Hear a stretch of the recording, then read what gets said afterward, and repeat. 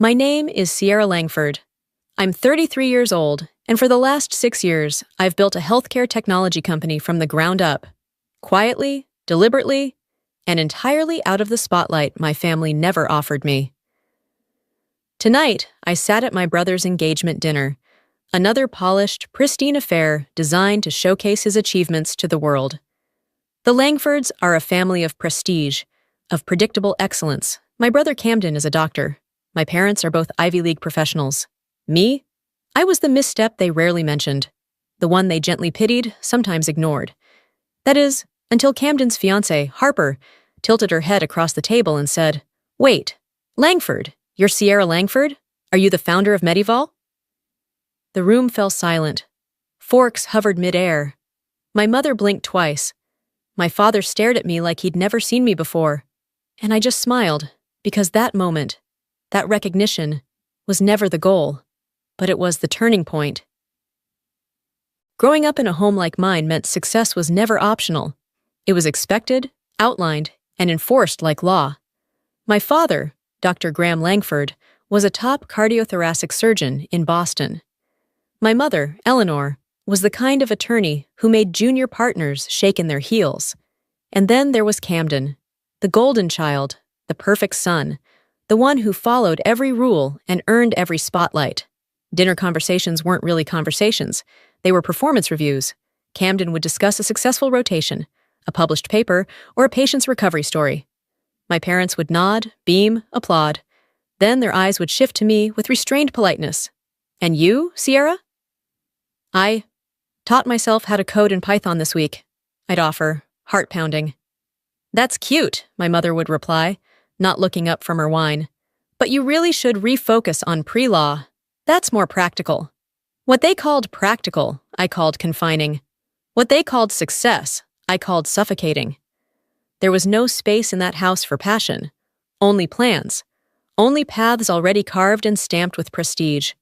By 16, I had already built a basic hospital scheduling app that ended up being used for a school fundraiser. The event coordinator told my parents I had a real gift. My mom smiled tightly and said, "Yes, but we're hoping she'll choose something sustainable, like law or administration." That word, sustainable, as if ambition outside their blueprint was inherently fragile. I remember once slipping a printout of my code under my dad's newspaper at breakfast, hoping he'd ask about it. He didn't even glance at it, just pushed it aside to reach his coffee. The silence hurt more than if he'd laughed. By the time Camden got into med school, they threw a huge party. I had qualified for the state tech finals that same week. My mother said, "Maybe next time, sweetie. We've already planned everything for your brother." I went anyway, alone, and I won first place. When I came home carrying my trophy, no one asked how it went.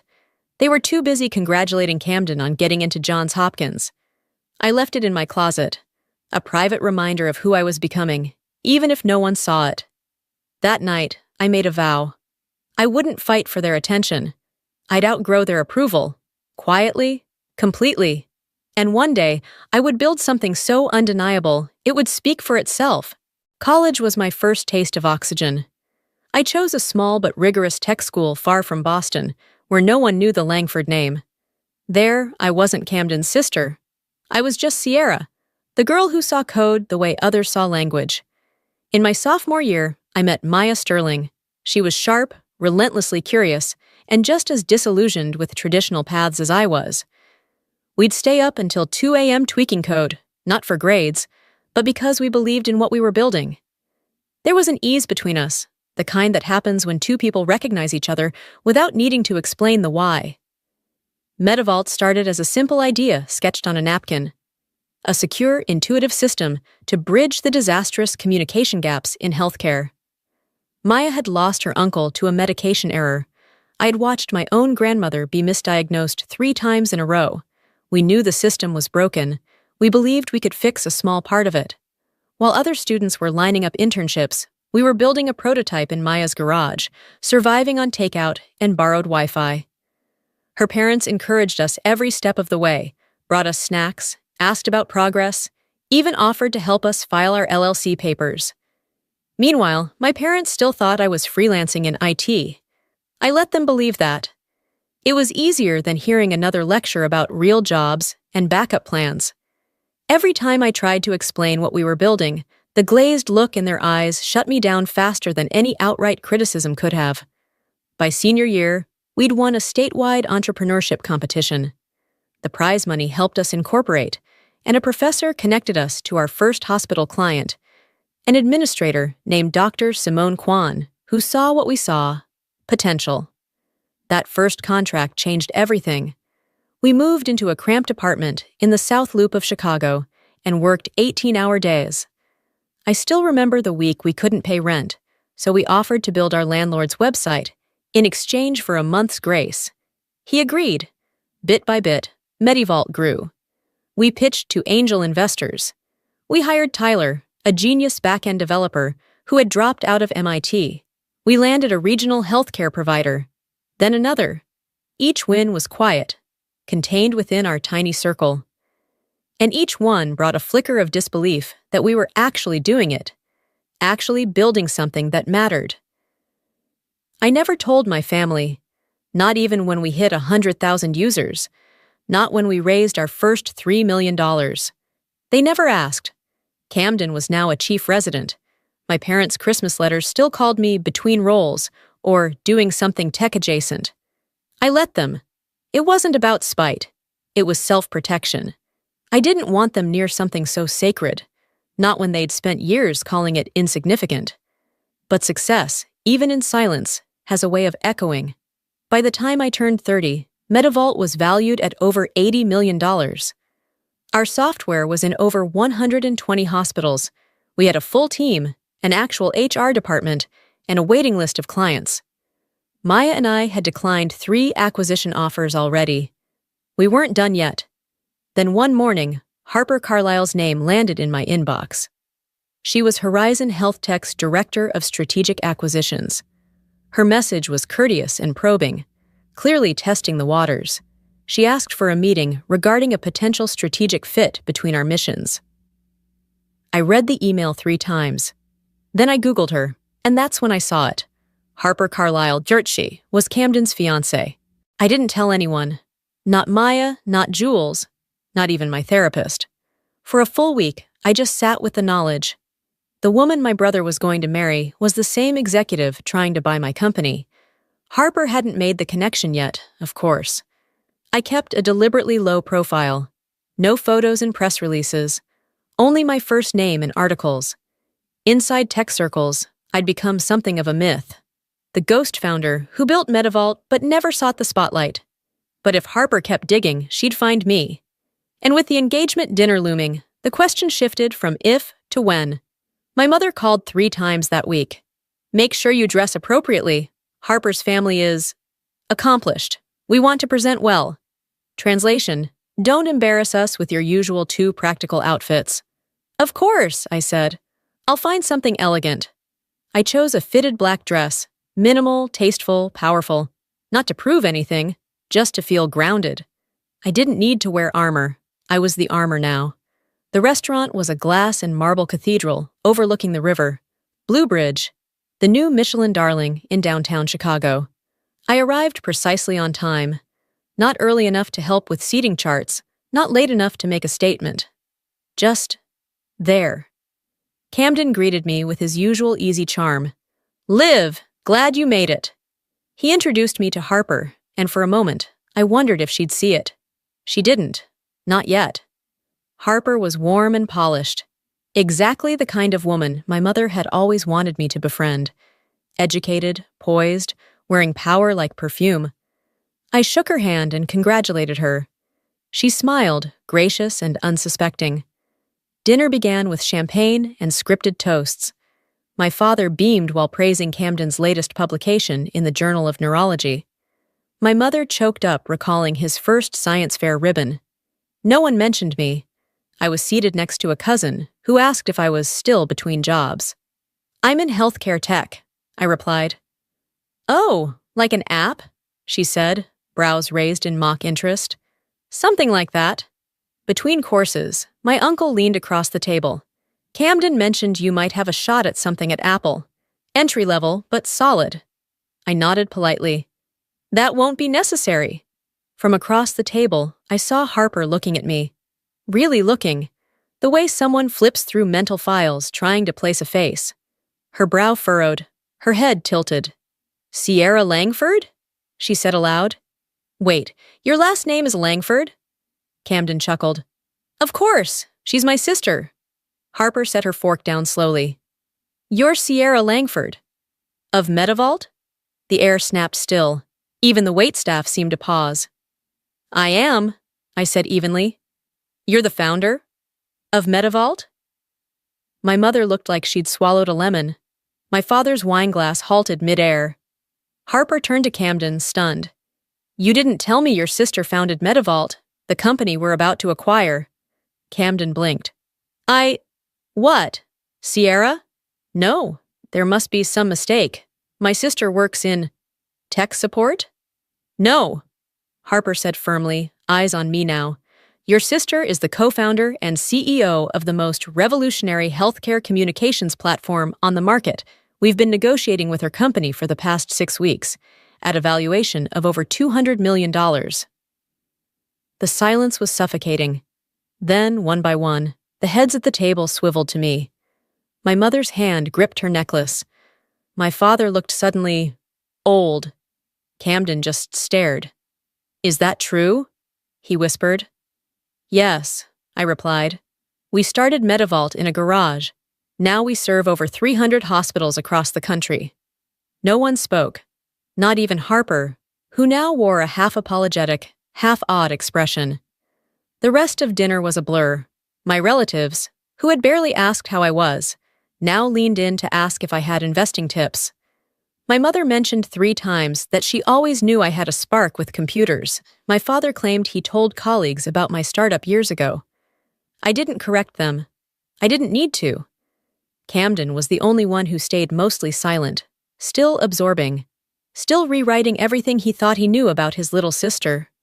At one point, he reached for his wine, missed the glass, and just sat there, fingers resting on the tablecloth like he'd forgotten how to move. After dessert, Harper pulled me aside near the windows. I'm sorry, she said gently. I didn't mean to put you on the spot. I shook my head. You didn't. That moment was inevitable. Well, for what it's worth, she added, your platform has saved lives. Our analysts can't stop talking about it. And now, I understand why your team is so protective. You built something real. I studied her face. This woman who might one day become my sister-in-law, and already knew more about my work than my own parents ever had. Thank you, I said, and meant it. That night, I walked to my car without looking back. For years, I had dreamed of them finally seeing me. Now they had. And I realized, it didn't change a thing. I had already become everything I needed to be, long before they ever noticed. The morning after the dinner, my phone lit up like a Christmas tree. My mother's text was first. We need to talk. Brunch tomorrow. Drake Hotel, 11 a.m. Then came my father's. Proud of you. Let's catch up. Camden's came hours later, much simpler. Why didn't you tell me? I stared at that one the longest. I hadn't told them because I didn't want to need their validation, and because I hadn't been sure what would hurt more, being dismissed or being claimed only after I'd already made it. But I agreed to brunch. Some things, finally, needed to be said out loud. They were already seated when I arrived at the Drake. Both dressed like they were headed to a client meeting, my mother in pearls and a silk blouse, my father in his most formal weekend blazer, as if my success now required them to treat me like a peer instead of a daughter. Sierra, my father said, rising halfway into an awkward, unfamiliar hug. You look, well. My mother didn't wait. Darling, I've been reading everything. The innovation awards, the funding rounds, the user growth. It's remarkable. She paused. But why didn't you share any of it with us? I folded the napkin across my lap. Because the last time I tried, you told me to apply for a job answering phones. That's not fair, my father said quickly, his tone suddenly defensive. We were trying to help. No, I said, meeting his gaze. You were trying to fix something that wasn't broken. My mother's face stiffened. We just didn't understand, Sierra. The tech world moves so fast. It felt unstable. And medicine doesn't? I countered gently. Law doesn't? That's different. Those are structured, she said, struggling. I know, I nodded. That's what scared you. I chose something you couldn't control. My father sighed. But you're clearly brilliant. We always knew that. You knew what you wanted me to be, I corrected. That's not the same. The waiter brought coffee, offering a momentary reprieve. I stirred in cream, trying not to let the heat in my chest rise into my throat. I spent years building something I loved, I said once he walked away, and every time I tried to tell you, it felt like screaming into a storm, so eventually I stopped trying. We thought you were lost, my mother whispered. I wasn't. I just wasn't yours to direct anymore. The silence between us felt fragile, like glass stretched too thin, but it held. We love you, she said softly. I know, I replied, but love without respect doesn't feel like love. For a moment my father looked genuinely uncertain, like a man who'd spent his whole life being right and was, for the first time, afraid he might have been wrong. The rest of brunch passed with less posturing, more pauses, fewer assumptions. They asked real questions about Maya, about our first office, about the early hospital contracts. My mother even admitted she'd tried reading a blog on startup culture, but didn't understand most of the acronyms. It was the most vulnerable I'd seen her in years. We never meant to make you feel small, my father said near the end. You didn't mean to, I said. But you did. That's the part I've had to work through. He nodded slowly. I'm glad you worked through it, even if it wasn't with us. When we left the restaurant, there were no hugs, no sudden declarations of redemption. Just a plan to have dinner again next week. It was a start. A few nights later, Camden showed up at my apartment with a bottle of Cabernet and a bakery box. I tried baking, he said sheepishly. It went badly, so I bought backups. I smiled. Classic you. We sat on the floor, backs against the couch like we had as kids, watching the Chicago skyline shimmer outside my window. I need to say this, he began, no preamble. I'm sorry. I looked over, surprised by the directness. I believed what Mom and Dad believed, that you were floundering, that you'd missed your shot. He shook his head. But you weren't lost. You were building something they didn't understand. I never asked, and that's on me. You weren't the only one, I said. But you're the only one here right now. He raised his glass. To the black sheep. I clinked mine against his. To the sheep that built an empire. We laughed, the sound echoing softly in the quiet apartment. That moment mattered more to me than any article, any valuation, any closed deal. Because he wasn't just proud. He saw me. 6 months later, the world had changed. But not in the way I once fantasized. Yes, the Horizon deal closed. MediVault became part of one of the largest healthcare tech portfolios in the world. Maya took over global strategy. I accepted the role of head of innovation, working with Horizon's top leaders to scale our platform across continents. My office now overlooked the Chicago River, glass walls framing a skyline that used to feel unreachable. But that wasn't the real transformation. The real change was quieter. It was my mother texting me a screenshot of an article about women in tech and asking, "Have you met her? She reminds me of you." It was my father sitting through a full product demo and nodding, not because he understood every detail, but because he finally knew it mattered. It was Camden mentioning, in passing, that he quoted one of my white papers during grand rounds, and it was me, no longer shrinking, hosting monthly mentorship dinners for young women in STEM, reminding them that even when no one claps, their work still counts. One afternoon, a high school student I mentored asked me, "Do you ever wish they had believed in you sooner?" I thought about that.